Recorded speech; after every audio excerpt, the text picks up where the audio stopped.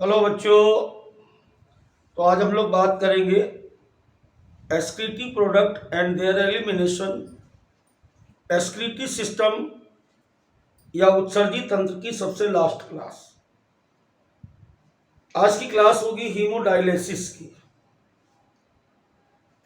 किसकी क्लास होगी बच्चों? हीमोडायलिसिस। तो चलिए सबसे पहले हम लोग ये देखते हैं कि हीमोडायलिसिस होती क्या है।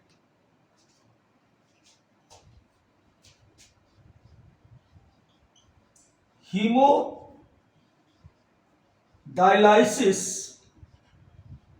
दो शब्दों से मिलकर के बना है, एक हीमो और दूसरा डायलिसिस। हीमो का मतलब है बेटा यहां पर ब्लड, और डायलिसिस का मतलब होता है फिल्टरेशन।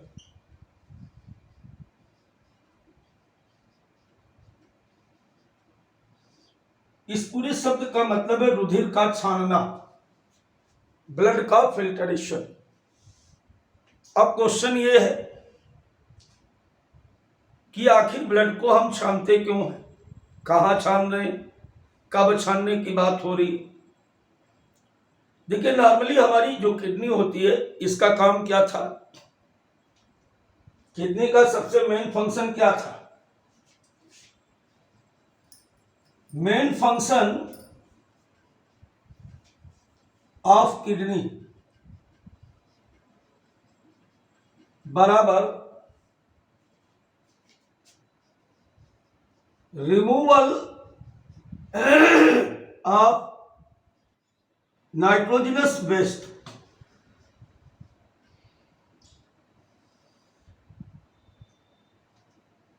नाइट्रोजनस वेस्ट यानी नाइट्रोजन युक्त उत्सर्जित पदार्थों को बाहर निकालना, यह किडनी का सबसे मेन काम है। अब मान लीजिए किडनी फेल हो गई किसी की, क्या हो गई? If kidney fail out, if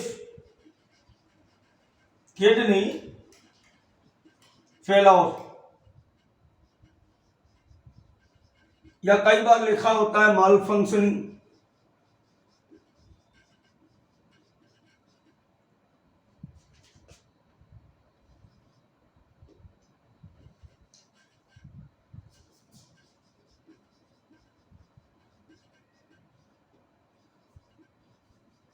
mall functioning का मतलब यहां पर है कि प्रॉपरली वर्क नहीं कर रही किडनी। किडनी फेल माना कब जाएगा? किडनी फेल कब माना जाएगा? जब यूरिया की मात्रा ब्लड में एक्सेस हो जाए, इन ब्लड। अब इसको हम रोक नहीं सकते क्योंकि यूरिया कैसी है बेटा? पॉइजनस है। नॉर्मली यूरिया की जो रेंज होती है ब्लड में वो 17 to 38 मिलीग्राम पर लीटर होती है हमारे ब्लड में। अब अगर यूरिया की मात्रा ब्लड में इससे ज्यादा बढ़ जाए, जब इससे ज्यादा बढ़ गई तब हम कहते हैं कि हमारी किडनी फेलर हो गई, हमारी किडनी प्रॉपर रूप से काम नहीं कर रही है। ऐसी कंडीशन में अब पेशेंट के पास दो रास्ते हैं, ध्यान दीजिएगा जरा। मैंने क्या कहा कि यूरिया एक्सेस इन ब्लड, इस कंडीशन को हम कहते हैं यूरीमिया। ये डिजीज हो गई, या एक्सेस यूरिया का ब्लड में होना ही यूरेमिया कहलाता है। और यूरेमिया की कंडीशन में अब पेशेंट के पास केवल दो रास्ते हैं। क्या रास्ता है? पहला रास्ता बेटा ये होता है कि किडनी ट्रांसप्लांट।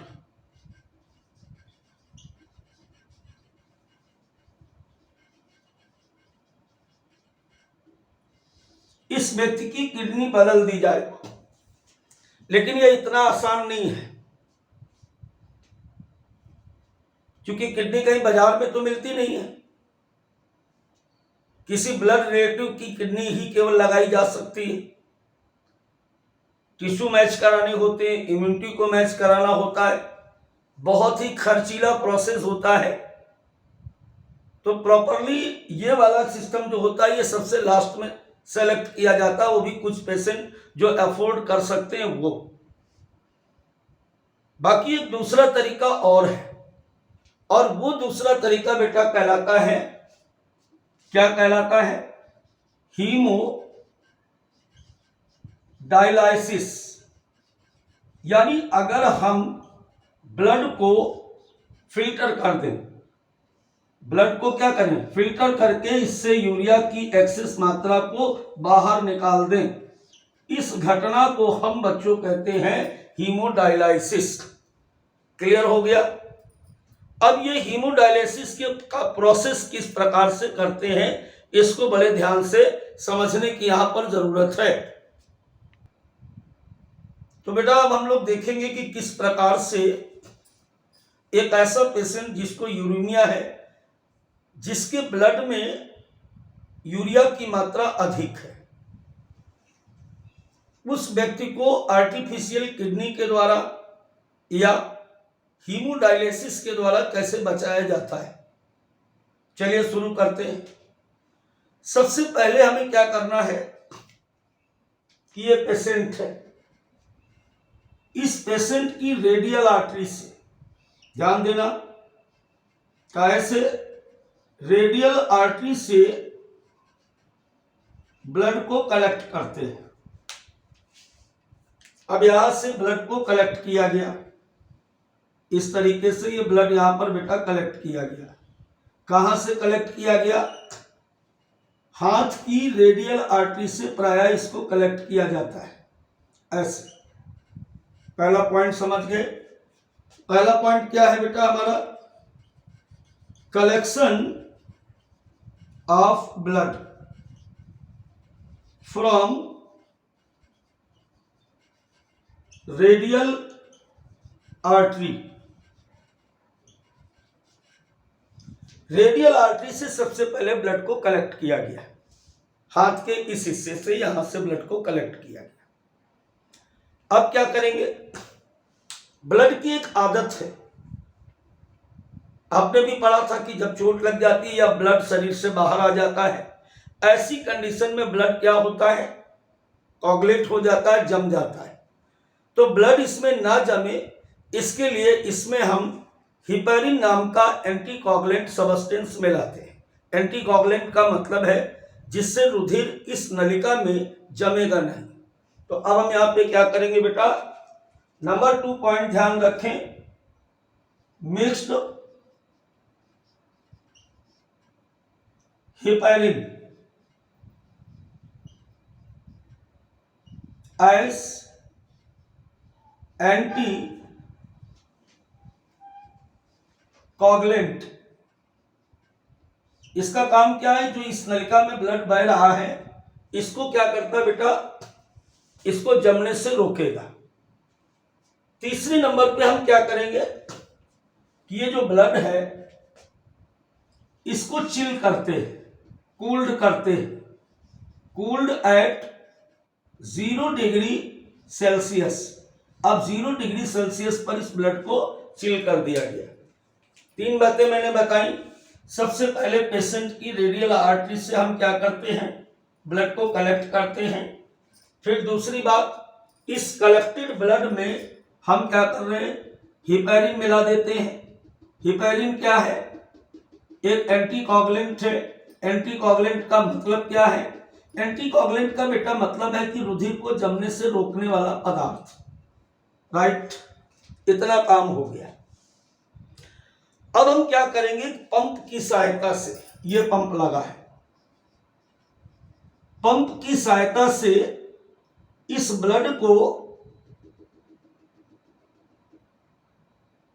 इसके अंदर भेज देते हैं ऐसे। अब बात यह आई किसके अंदर भेज देते हैं? ये एक ट्यूब है, पूरी बात को समझ लेना। ये पूरा जो आपको चेंबर दिख रहा है, ये इसे हम कहते हैं हीमो डायलाइजर मशीन कह सकते हो, चेंबर कह सकते हो, कक्ष कह सकते हो, जो भी आप समझे। इसी को हम आर्टिफिशियल किडनी कह सकते हैं। एक कृत्रिम वृक्क के अंदर इस ब्लड को पास आउट कराते हैं। अब आप देख रहे हैं कि इसके अंदर हम देख रहे हैं कि एक ब्लू कलर की ये ट्यूब पड़ी हुई है। ये ध्यान दे, एनसीईआरटी में नोट है बेटा, ये जो होती है ये सेलोफोन की बनी हुई एक ट्यूब होती है।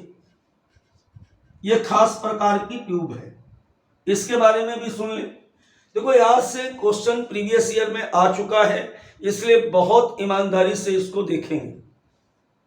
तो ये जो इसके अंदर हीमोडायलाइजर चेंबर है, इस डायलाइजर चेंबर के अंदर ये क्वाइल्ड ट्यूब पड़ी हुई है और ये ट्यूब सेलोफोन की बनी होती है। अब इसमें क्या खास बात है बेटा, ये सेलेक्टिव परमिएबल है। सेलेक्टिव परमिएबल का मतलब ये हो गया कि सब कुछ इसके पार नहीं आएगा, कुछ सेलेक्टेड पदार्थ ही इसके आर पार हो सकते हैं। अब कौन हो सकता है, कौन नहीं हो सकता है, क्वेश्चन बन रहा है कि नहीं बन रहा। तो देखो, नॉट परमिएबल फॉर मैक्रोमॉलिक्यूल्स, मतलब आरबीसी, डब्ल्यूबीसी, ब्लड में पाई जाने वाली प्रोटीन्स इसके पार नहीं निकल सकती, लेकिन ये परमिएबल है। पहली बात तो हमने देखा कि नॉट परमिएबल। दूसरी बात हम क्या देखें कि permeable for urea, uric acid, heparin या हिप्यूरिक एसिड, क्रिएटिनिन जैसे नाइट्रोजनस वेस्ट के लिए ये परमिएबल होती है। तो ये खास ट्यूब है जो इस हीमोडायलाइजर के अंदर पड़ी होती है। इतनी बात आप समझ गए।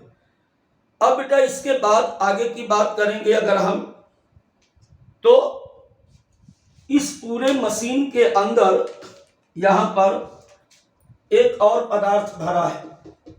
ऐसे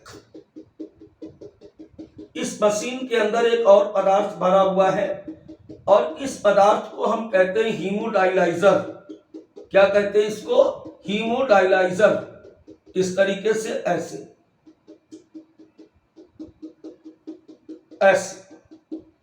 इस पदार्थ को हम कहते हैं हीमोडायलाइजर। हीमोडायलाइजर। अब ये क्या है, ध्यान देना जरा। देखो इसका जो केमिकल कंपोजिशन है, इसका केमिकल कंपोजिशन